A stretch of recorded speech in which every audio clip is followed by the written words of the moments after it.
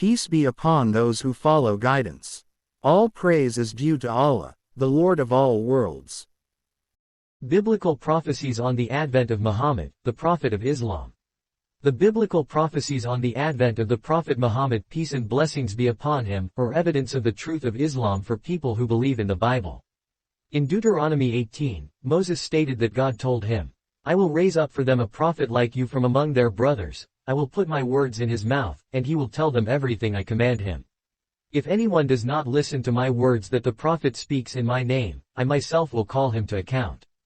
Deuteronomy 18:18 and 19.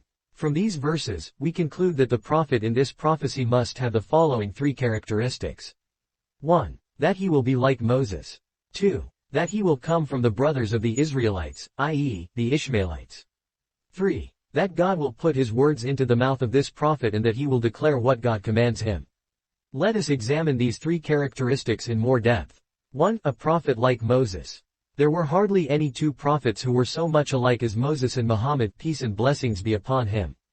Both were given a comprehensive law and code of life. Both encountered their enemies and were victorious in miraculous ways. Both were accepted as prophets and statesmen. Both migrated following conspiracies to assassinate them. Analogies between Moses and Jesus overlook not only the above similarities but other crucial ones as well. These include the natural birth, the family life, and death of Moses and Muhammad, peace and blessings be upon him, but not of Jesus. Also, one notices from the Gospel of John that the Jews were waiting for the fulfillment of three distinct prophecies. The first was the coming of Christ. The second was the coming of Elijah. The third was the coming of the prophet. This is obvious from the three questions that were posed to John the Baptist. Now this was John's testimony, when the Jews of Jerusalem sent priests and Levites to ask him who he was. He did not fail to confess, but confessed freely, "I am not the Christ." They asked him, "Then who are you? Are you Elijah?" He said, "I am not." "Are you the prophet?" He answered, "No." John 1:19-21. If we look in a Bible with cross-references, we will find in the marginal notes where the words, "the prophet," occur in John 1:21, that these words refer to the prophecy of Deuteronomy 18:15 and 18:18. We conclude from this that Jesus Christ is not the prophet mentioned in Deuteronomy 18:18. 2. From the brothers of the Israelites.